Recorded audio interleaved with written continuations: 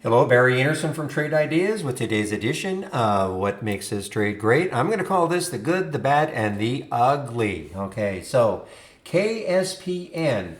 This showed up on the races. I'll talk about the races all the time and look at KSPN showing up on the races. This is the relative volume, a little bit different.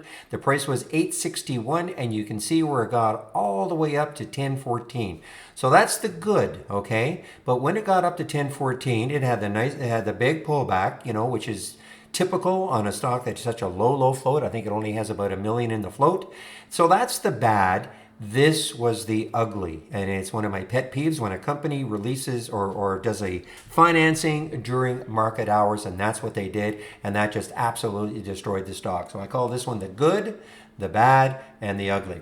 All right, guys, want to get back into the room. So if you have any questions for me, this is the email address you can use. I'll open the room tomorrow at 8 o'clock Eastern Time. Have a great evening, and we'll see you then. Bye-bye.